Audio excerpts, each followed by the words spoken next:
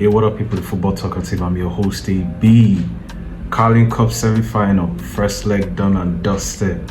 The Arsenal went to Stamford Bridge.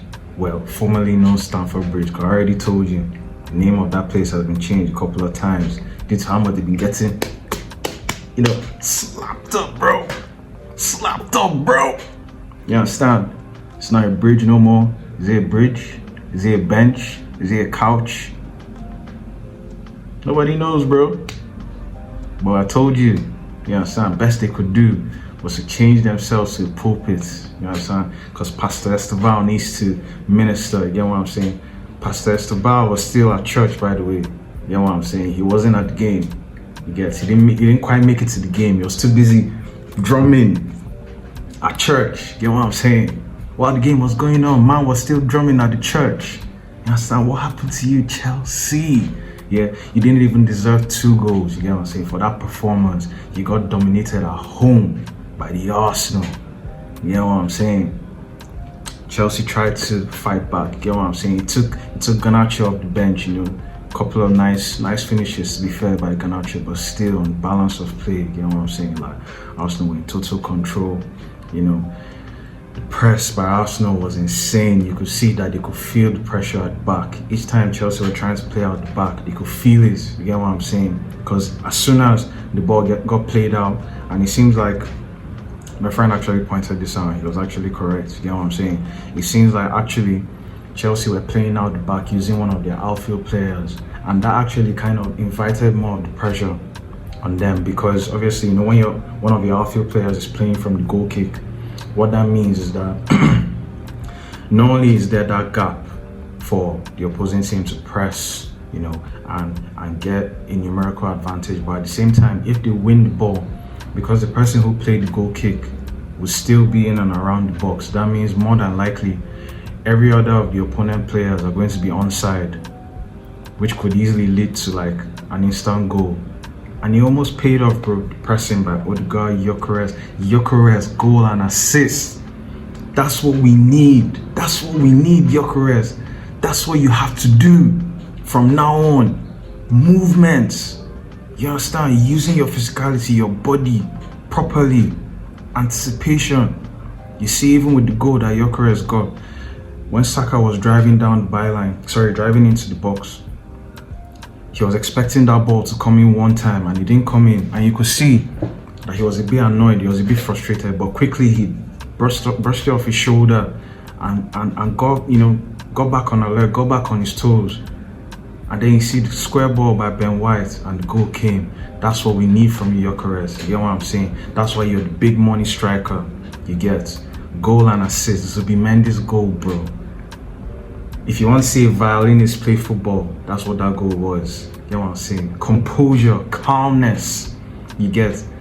Arsenal come disturb all the water in a Chelsea defense. You know what I'm saying? And I'm not even Jamaican, but you got me speaking patois, bro. What was up? I think, look how they just moved and shake. Oh man, crazy, bro. Crazy, bro. So yeah, obviously, first leg done. It's still, still 1-0. It's not a full 90 minutes because Carling Cup is going to be 2 legs, But yeah, at the same time, very, very important that Arsenal got that win, because Stamford Bridge, regardless of form, regardless of how many times their name has been changed because of how they get slapped up and everything, you get, but still is a difficult place to go. And when it's a cup game like this or a cup tournament, the league form doesn't really matter all that much, because it's a different occasion, different approach to the game, because the consequences are different. In a league game, you approach differently, because even if you slip up, you give up, you drop points in that game, you have a couple more games to recover if you need. But this is straight elimination, so the stakes are a bit higher. You get what I'm saying? And I don't want to hear no excuses about, there are no players available, no Palmer this, no Palmer that. We played you we played you guys with depleted team as well. No Saliba, no Gabriel and all of that. So yeah, you know what I'm saying? It's nice to put Chelsea back in their place one more time, you get what I'm saying? And Arsenal so far, with the advantage, very, very important, that win, you see. So now Arsenal just need to do the job when they get back to the Emirates. Still makes for a very, evenly contested tie, to be honest, because even though Chelsea were not really on their game like that, but at the same time, those 2 goals, they give them a bit of hope that they can at least go to the Emirates, try and score early, and just potentially put Arsenal on pressure. You get what I'm saying? But still, it was nice to see the Arsenal, just slap these guys up. It wasn't all joy for people like myself, because at the end of the day, Nigeria got knocked out of the African Cup of Nations. Wow. I mean, after the performance we saw against Algeria, it was really looking like, yeah, the team has arrived and everything, but yesterday it just wasn't it, bro. Then the penalty shootouts, like, Chukwueze, bro. You need to leave the jokes on the bus, bro. You should have been focused on your penalty kicks, because I don't know what the hell that was. You were getting on to Basia about interviews for man of the match and talking about, oh, wait till you win man of the match. How are you going to win man of the match taking PKs like that?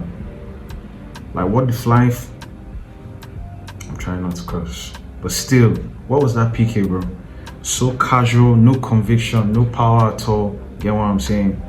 But then again, Bruno with his own miss. I don't even know if I should blame Bruno all that much, because they're way more senior, more experienced, more, I would say, capable players that were there in the lineup to at least take a PK before him. Moses Simon, why are you not taking your PK?